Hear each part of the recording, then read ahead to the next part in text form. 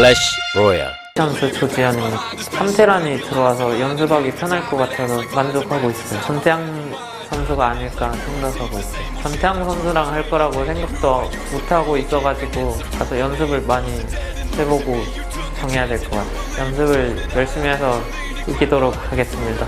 시니어 그링스에 소속하고 있는 23살 테란입니다. 마지막에만 최성일 선수랑 전태양 선수랑 안 바뀌었으면 좋았을 것 같은데 실망했었죠, 마지막. 조지현 선수가 프로토스라는 종족을 믿고 저를 고르신 것 같은데 솔직히 저도 자신 있어서 이번에 각오하셔야 될 것 같아요. 태양이가 제일 힘든 것 같아요. 태양이랑만 어떻게 막 엇갈려서 안 만났으면 좋겠어요. 기현이 형한테 지고 시작하면은 재밌는 D조가 될 것 같아. 삼성 갤럭시 프로게이머 김기현입니다. 개인적으로 제가 중간에 한번 거부권을 행사한 적이 있는데 그때 아마 제가 결과적으로 좀 실수를 한 것 같아요. 그래서 약간 아쉬운 면이 좀 있어요. 제 1차 상대인 태양이일 것 같아요. 블리즈컨도 지금 거의 99.9% 확보한 것 같은데 좀 살살 해줬으면 좋겠어요. KT 로스터 테란 프로게이머 전태양입니다. 테란전 위주로 많이 하고 싶었는데 저희 테란이 많아가지고 굉장히 만족하는 편이긴 한데 저 대신 성일이가 팀킬을 하게 돼서 좀 미안한 마음이 들어요. 그 선수들한테 이상하게 좀 강한 편이어서 좀 저를 그렇게 많이 생각을 하는 것 같고 그다음에 저 스스로 생각했을 때는 좀 페이스가 많이 좋지 않아서 좀 방심했다가는 쉽게 떨어질 수도 있다는 생각을 갖고 있고요. 도우기가 아무래도 개인 리그에서 굉장히 프로리그와 좀 상반되게 강하더라고요. 그 선수가 좀 복병이 되지 않을까 생각해요. 4강에서 김대혁 선수한테 4대0으로 떨어졌지만 이번 시즌은 더 열심히 해서 8강, 4강 올라가서 결승까지 가보도록 하겠습니다. 제가 전체적으로 조를 보니까 정말 쉬운 상대가 없는 것 같아서 부담을 가지지 않고 그냥 즐기면서 재밌게 해볼 생각이에요. 개인 리그가 마지막 대회인데 이게 블리즈컨을 제외하고 꼭 좋은 성적을 낼 수 있도록 하겠습니다. 한 달 정도 남았는데 그 시간 동안 좀 방심하지 않고 또 자만하지 않고 페이스를 끌어올려가지고 8강에 갈 수 있도록 열심히 준비하겠습니다. 화이팅!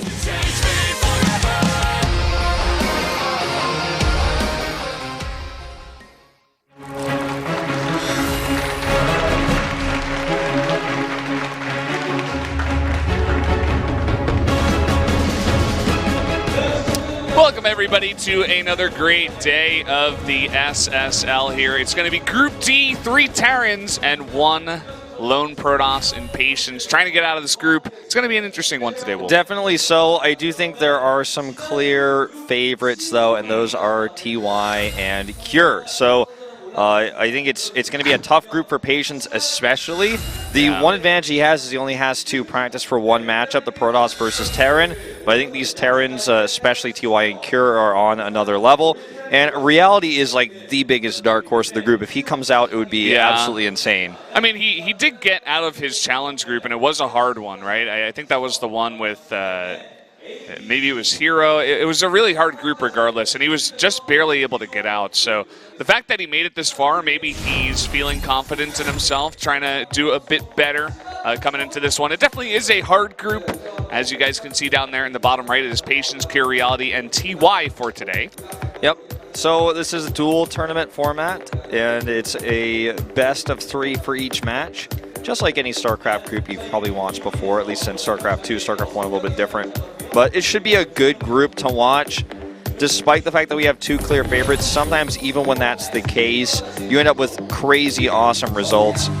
Just kind of like what we saw at Bjorn's group. He was not one of the favorites to get out of the group, but he was 1 game away from knocking Classic out of that group. So things like that do happen. And I would love to see Reality really bring it up here because this is kind of it for him for the rest of the year. I keep saying this, and I will keep saying this because for how Korean StarCraft 2 is right now, you lose both Star Leagues, your team's out of Pro League. That's it. See you next year. See you later, sucker. You're out of here. As harsh as that is the harsh reality. No pun intended here for Reality and the rest of these players. And Patience, you know, both Patience and Reality, definitely the 2 dark horses, I guess, the 2 underdogs here in this group. Cure has been killing it. He got 2 wins over there in the round 3 Pro League finals as well. So doing really well over there. And I mean, TY as well, he's just been known for a long time as one of the best Terrans, if not the best Terran. He just barely lost his Zest in the finals of the GSL, and he's been on a roll as well. Yep, that he has. We do have some events down here at the SSL. You can actually get cards of the players. You can kind of collect those. We've got these funny little portraits you guys can see behind us. Yeah. Only, of course, for those who come to the studio live, but if you do come down here, do check it out. And it is free to enter the studio, and we would love to have you. Please come say hi to us as well.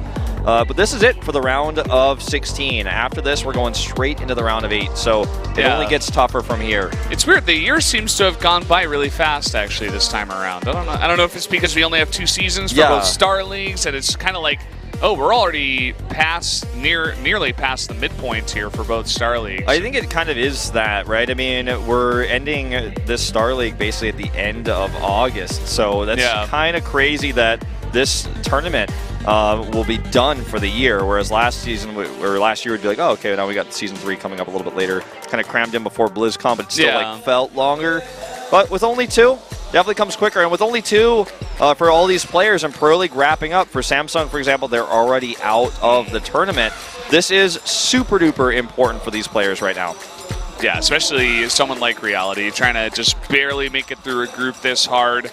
Let's introduce our players for the first matchup we got here. It's going to be Patience on the left. He did, of course, get 4th place at the first season of the SSL and also did quite well last year at Valencia. I was actually casting that one with Moonblade. It was a fun tournament. Yep, back when Koreans were allowed to compete overseas. Thanks to people like Patience, that can never happen anymore. But you could see his best result, really. A top 4 at Valencia, that's pretty cool when Koreans are allowed to go, but making top 4 in Star League is a big deal. He was seeded into this tournament. Cure, on the other hand, round of 4 in the recent GSL, losing to TY, who's in this group. But most importantly is this round of 4 in Season 3 of 2014, where he is 1 game away from beating Innovation in a TBT and probably would have won that whole tournament had he done that. And I always bring this up, but this guy does not give due credit. People are surprised when he gets multi-kills in Pro League. I'm like, what? The new Stats, you know? He's in a place now where Stats was at, where it's like, well, what are the best Terrans in the world right now? Well, there's TY, there's Innovation, there's Maru. I can't really think of anyone else. And everybody forgets Cure. He's just in the back there. Same thing was happening with Stats. Cure is sick, man. He's so good. He's way better than Innovation right now. Anyone who thinks Innovation's better than Cure is just like, I don't know what they're smoking, but they're wrong. They're smoking that SKT hookah there in the back. I don't know, man. SKT may not make the finals. I think there's not a good decided. chance of that. KT and Jin Air are just sick teams right now. And even Afrika, going up against SKT in that grand postseason, that I think should be a pretty even match. But guys, let's jump into game number 1, Patience versus Cure.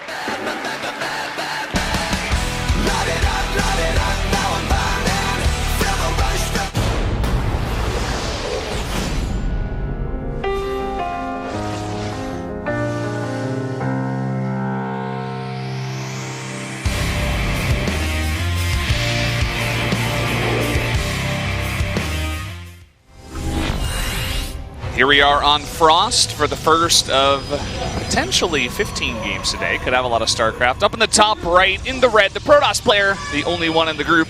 It is Patience. And to the top left, in blue, his opponent. It is Cure. Sorry, I've been casting a little bit of GSL. It was like kind of in my brain thinking of something's just going to pop up, but it's not. So this is Afrika versus Jin Air, essentially. If these guys, let's say Afrika pulls off the massive upset, they defeat SKT, right, in that 3rd, 4th place match the first week that we have the Grand Postseason playoffs, and then they go on to face KT, and then they beat them too. These guys they're both definitely going to be playing in that matchup for sure if it does happen. Yeah, it could potentially be a preview of the Grand Finals. It's absolutely possible. I think it's unlikely, but for sure, definitely possible. Would be a Cinderella story for Afrika, who kind of they were doing pretty well in round 1. They made it to the playoffs, and then they got knocked out in the first round, which is, I mean, it's better than people expected per se. Yeah, sure. And then they didn't do quite well in round 2, but then round 3, everybody picked it up. Super, Alive, Patience was doing really well. And that ended up being the round that mattered. Yeah. Curious. curious. I don't know if you mentioned him already, but I don't know if you did. Thank you for coming down. I know you guys don't have headsets on, but anyone who wants to come can come.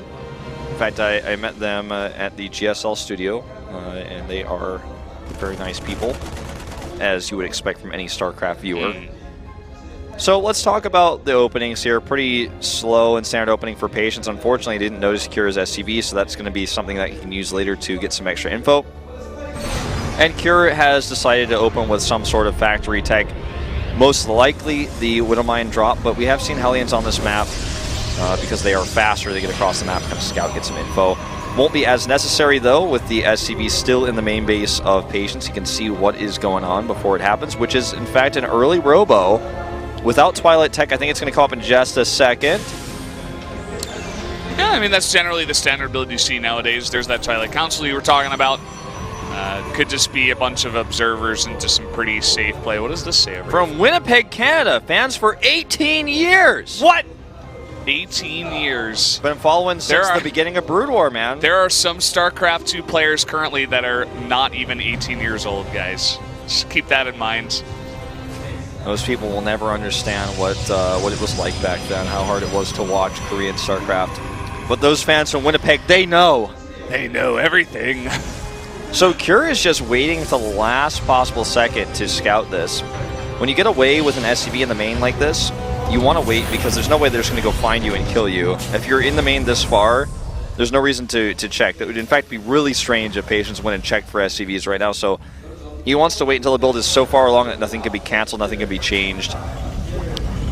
And yeah, definitely just wants to see what the follow-up is on 2 bases. You know, how many gates, what kind of tech is getting up here? Is he making a Dark Shrine? He's probably waiting for a specific timing where he's like, oh, I know this building is going to come down here eventually, and let me see if I can spot that. You know, it's like Cure forgot about the SCV. He's like playing so safe. He got a fast eBay. He's hiding his Widow Mines behind his CC, preparing for Oracles. Now he sends it in. And he will see the Robo, the Twilight Council, and I think it's time to unroot those Widow Mines and send them across the map. This Observer is coming through.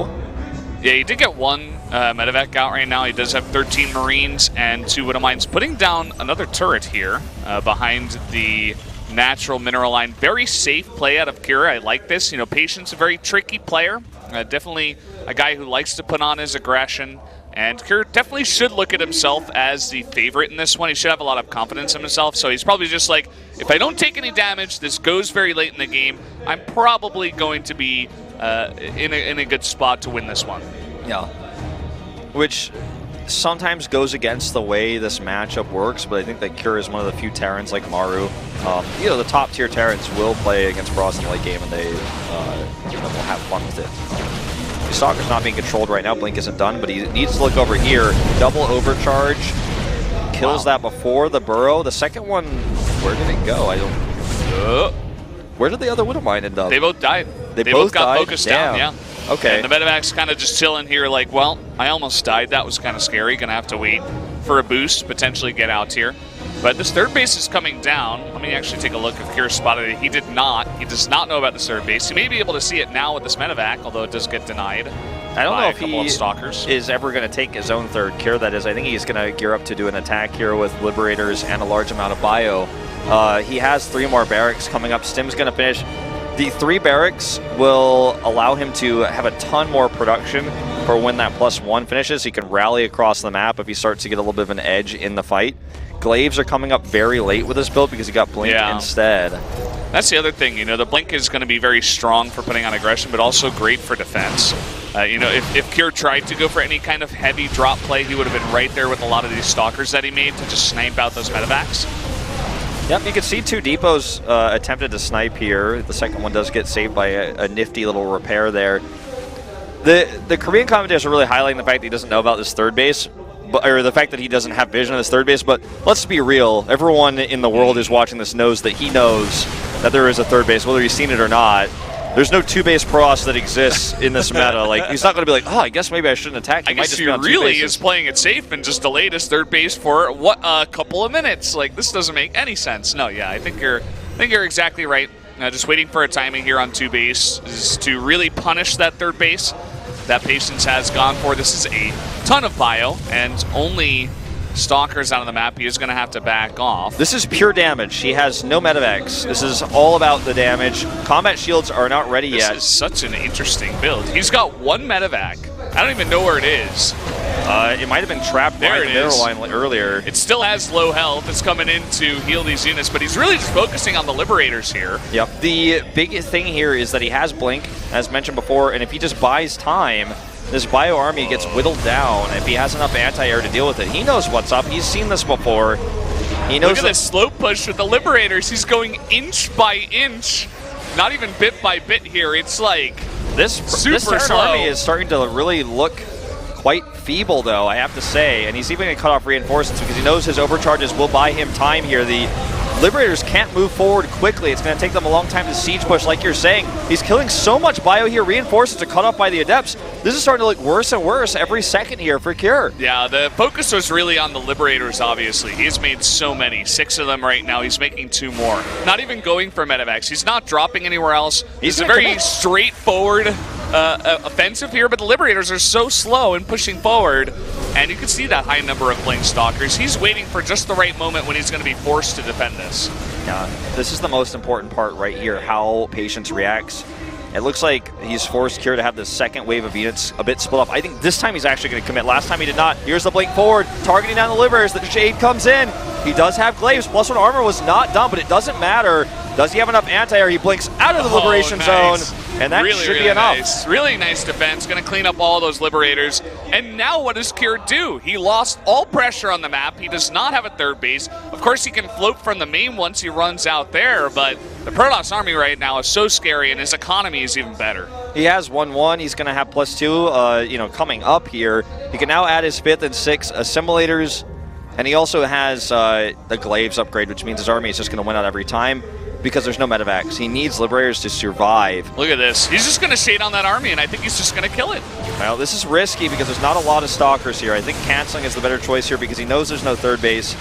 Build a better ratio of units first before committing to the attack. I think that's the way to do it. He just wants to make sure there's no third base. Yeah, going to check for that right now. He's got a unit over by the other third base. He's with his Adepts that there's none over here. Probably a very happy moment if he didn't already know. And he's even gearing up to take a 4th base. Maybe he's like, what, are you hiding over here? He's like, what's going on, you know?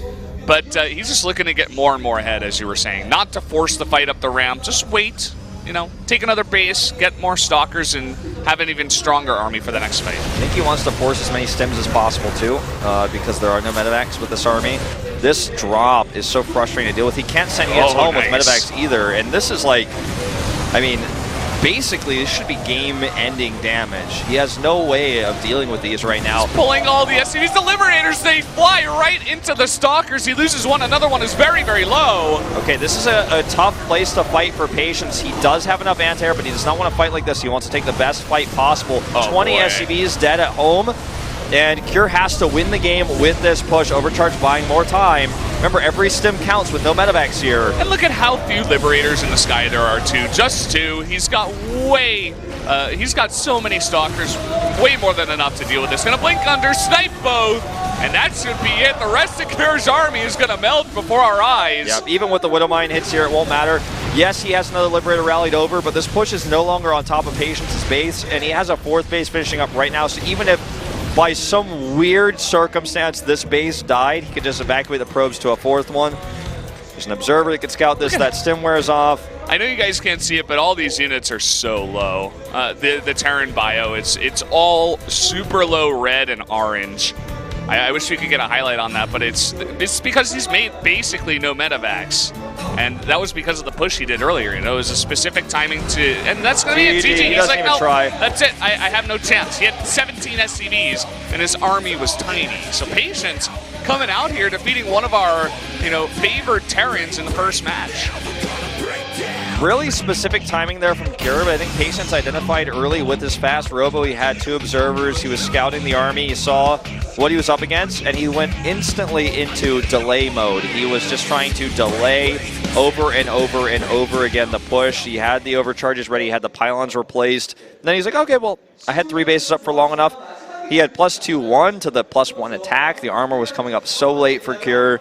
Yeah. And no medevacs. Obviously, the longer those fights go on, the worse it is. That was an interesting style from Cure. You know, I was thinking, hey, just play it safe and then take a later third base and just play the macro game. But Cure, I guess that's something he had practiced, and he wanted to try to make it work there on the map, especially, you know, at horizontal spawns is going to be easier than, say, cross spawns. So interesting idea. Maybe that's something that's going around on the ladder these days that's beginning to work out, but Patience seemed to have the answer there, as you were saying. Yeah, I think that he's going to play a little bit more standard going forward. You and I were actually saying, you even said in-game, like, okay, he's just going to play macro, he should win out in the end, etc. Yeah. You know, he just wants to play safe, which is what I thought was happening too, until he added 3 more barracks and just never made another medevac. Only Liberators. Yeah, only Liberators. The only medevac he had was the first one from the drop, which was low because he got instantly overcharged. By the way, the drop didn't do any damage too, which I think really affects this push.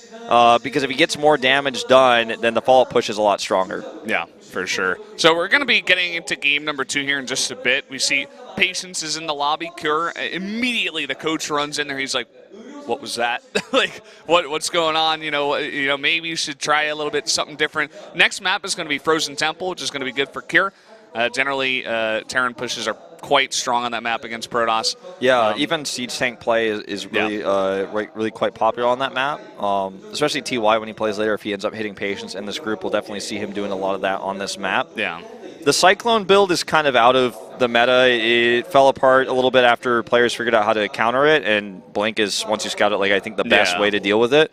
Also, Warp Prisms are considered by many Korean players to be a counter because you can just cancel the lock on with the Prism and then drop the unit out. It's not even about like, oh, you got the sick micro, he saved it at the last second. It's like, no, your lockdown's wasted now, and you know, what are you going to do? We saw an interesting build out of TY against, I forget exactly who that was. One of the, I guess it was SOS, perhaps? Oh, yeah, it was against SOS over there in the round 3 finals where he went for the Mag Field Accelerator, I think that's what it is.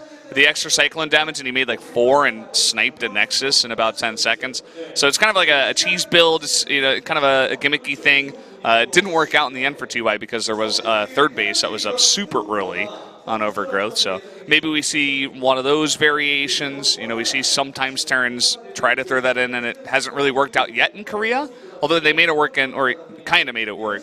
It was doing some damage in China, but still didn't win him the game. So. It was working out a little bit. We saw Masa try a little bit of shenaniganry.